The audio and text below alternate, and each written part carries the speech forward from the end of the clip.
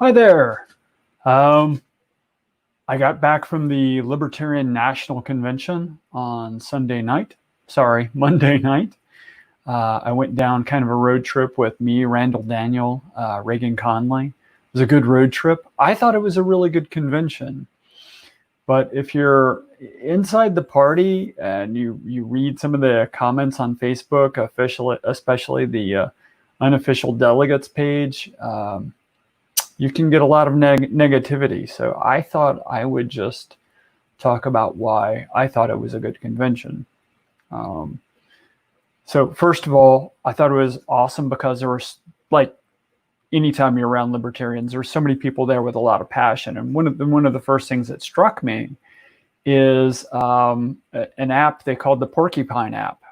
Basically, to deal with the hybrid convention, the half in person, half remote, to deal with people being queued to answer questions, to deal with voting on the floor, everything like that. Somebody had built an application. I'm kind of curious as what the D's and the R's are going to do. I mean, this is one of many occasions, in my opinion, that we're ahead of the D's and the R's, but when it comes to just brute force organization, brute force infrastructure, that's not one of them. But this time, this year, I think we're adapting better. And there was a lot of noise about not meeting in person, and there's a lot of division there, but we met and somebody built this brilliant Porcupine app, and I'm in the industry, and what they built is what a friend of mine calls a Genesis project, which is to say it's an entirely new thing. And the people who did that put a lot of effort into it. In fact, they did just about all the effort one could afford to do before it went and saw reality. Unfortunately, they ran into a scalability problem, so that didn't quite work, but we adapted. And I'm still really excited about the passion and effort they put into that, and I hope to see it in future years because it has good applications even outside a hybrid convention. Another thing that excited me as a candidate was just meeting all the other candidates. There's a lot of people there with a lot of passion. Some people actually aren't quite candidates yet. Some of them are planning years ahead. They're taking training. They're sort of getting better at speaking. They're working on things like that, and they're looking for the opportunity.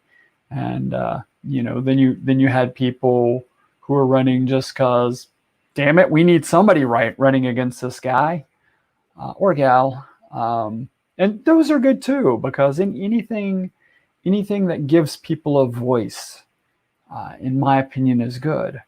And when you're running for office as a libertarian, often that's what you're doing, is you're giving people voice who wouldn't otherwise have one. But one of the most impressive young candidates I met was a young man with Asperger's. And that was just amazing to me. I met him when he was hauling his sort of tub of gear in the convention center. And I was just looking around. It wasn't really time for anything. And this thing was like twice the size of him. And, I could tell he was getting tired, but he just kept going. He just kept going. I mean, he's one of those personalities. So, I offered to help. He didn't quite seem to understand. And then I just kind of gently took it from him, and he was really happy with that. But I talked to him 2 or 3 times, and he's actually doing really well. I think he's going to get into office. But I don't know. You just have to meet him. But he was a very upbeat guy, very energetic guy. But I was just really impressed. Another thing, just kind of a general bundle of things, is causes. You had people who are against overregulation on housing, which pushes up housing prices. You had people who are trying to get better defense attorneys. You had people who were there for police reform. You had people there who were passionate about training candidates, so we do better in future years. One of my favorite conversations was on better management of opioids, and it was weird because that just started with a conversation between me and Don Stacy, who's the District 5 coordinator. And if you're in District 5, get a hold of Don. We're going to be spinning up District 5. That's what last night was about. But we were talking about some concepts I'd learned about opioids, like back in the 80s, reading Scientific American, just sort of pop science magazine. But, he was confirming a lot of what I read. And then oddly enough, within 2 or 3 hours, I met an entrepreneur who's actually creating a new project or a new product that helps with opioids, management of opioids, using the exact principles Don and I were talking about. And, he's building a business, he's trying to make money, but often with products like that, it's the passion that gets you started. And the passion in him for keeping people from getting addicted to opioids was just absolutely clear. And another one, I thought I would mention this one. It was the Povertarian Caucus. They don't really, to my knowledge, they don't go out and affect rest the world a lot. But what they do is they make sure that everyone who wants to come to convention has a way to come to convention, no matter how broke they are. And it's really interesting to me. A lot of people think libertarians are a bunch of rich white dudes, and it's simply not the case. And the Povertarian Caucus is specifically there to raise funds to make sure that people who want to come to convention who couldn't otherwise afford to have a way. And then probably my favorite cause is Free the People. They were new to me. They designed this shirt. I just love their designs. Whoops. Check out this poster. I just find this poster be really visually compelling. And you can go to freethepeople.org. They have all sorts of swag. I have like 1.5 inches of swag somewhere. But you should go check them out. You should go check out their videos. They're just really interesting people. The other thing I wanted to talk about was there was actually risk there, of course, because we were in Orlando and we were taking several hundred people and putting them in a building. But the actual convention hall was like the size of 2 football fields. So tables were actually spaced. They made sure everyone had a mask, true libertarian form. Everyone brought a mask. A lot of people brought extra just in case masks, in case one of your friends forgot theirs, and then the party brought masks. So there were masks everywhere. And we were pretty safe on the floor. We were pretty safe going through the hotel. The hotel itself had its own precautions, like taking people's temperatures. But I got to admit, on the side events, the private events, yeah, we weren't safe there. It wasn't really practical to be. You would have, a couple of hundred people in a fairly confined area. Often there was music, so you had people shouting.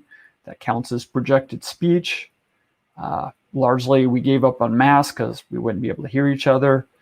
And I know that sounds really bad, but the people I talked to who were in those environments on night one were like, yeah, I'm going to be quarantining when I go back. And, it's not like I surveyed each and every person that came in the room, but I kind of got the feel that as people were looking in the rooms, they sort of made this mental evaluation of, am I going to do this? And what does this actually mean? I know that's not going to be good enough for some people, but we're a party of self-responsibility and making decisions for yourself. So it's good enough for me as long as you're making the best informed choices you can, and you're doing, you're being cognizant of risk that you put yourself at, and you're trying to minimize risk you put others at. So kudos to all my fellow libertarians who are at home mostly isolating right now. So why go? I mean, there's a question of, is it worth the risk? And to me, it was absolutely worth the risk. And the reason I say that is we have millions of people in prison for crimes that have no victim. We're really the only party fighting to do anything about that. We have patients denied medication due to the war on drugs and disastrous practices of the FDA. And, the liberals are coming along with that a little, to some extent, even the Republicans a little. But, we were always the party who led the way on that. We have prohibitively expensive everything the government tries to help with. They get their hands in healthcare and prices go boom. They get their hands in education, prices. They get their hands in just housing. Back to the idea of ordinances, and some of them are very good, but some of them do nothing but jack up the prices of housing. And then, of course, we have sort of a looming devaluing of our currency. I'm not really a doomsayer on that, in that, this is the time we're going to lose. Oh man, I've lost the word. Reserve currency status. But, people accept our currency as the reserve. Originally they did because of Bretton Woods, because originally it was backed by gold. But miraculously, they've done that even after we've come off gold and come off silver. They still use us primarily as the reserve currency. But if you devalue the reserve currency enough, if you keep printing too much of it, if you distort it too much, sooner or later they will give up on you. So I was afraid of that after the housing crisis, and I think it's, and sure enough, there were people who talked about it in 2013, 2014, foreign countries, and we're doing the same thing now. There are people who want to take away our reserve currency status anyway. It's just right now we're giving them a really good excuse. And then, of course, as always, you have the Republicrats, just under the surface. They're not talking about it right now because it's COVID and everything else. But as always, they're interested in meddling with other countries, and that inevitably brings us back to war. So, yeah, I think it's definitely worth it. We're the party who's blazed the trail with LGBT rights, medical cannabis, police reform. We're the only party that's unwavering defenders of life, liberty, and property. So really what I want you to say is it's worth it. Not just going to convention, but just, getting involved. I mean, one of the things, I had an opportunity to speak for Ken Mollman. Ken Mollman's now the vice chair of National. So it was kind of an awesome thing for Kentucky. We have another friend, Dustin Nana, who's the chair of Region 3. Region 3? I think it's Region 3. But, anyway, Ken and Dustin put thousands of hours into getting people in Ohio ballot access, more choices on the ballot, rather.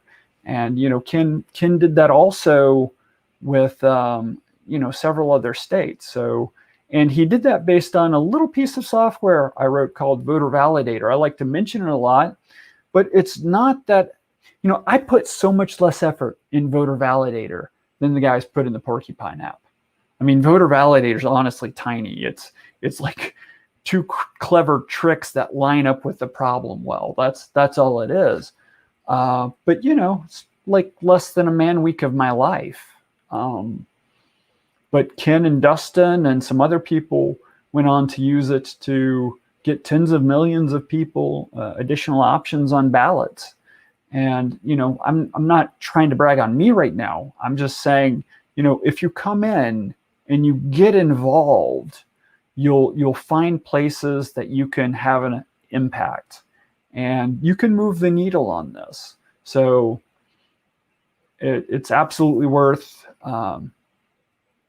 risking a little of yourself. It's absolutely worth spending a little of your time. It's absolutely worth spending a little of your treasure. In my mind, this is the cause to be behind in our lifetime. So convention, absolutely worth it. Engagement, absolutely worth it. That is all I have for you today, unless somebody suddenly blurts out a question, and I don't see any. Have a great weekend. That's certainly what I'm going to be doing.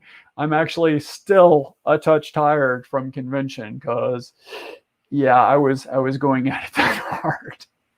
All right, later, guys. Have a great weekend.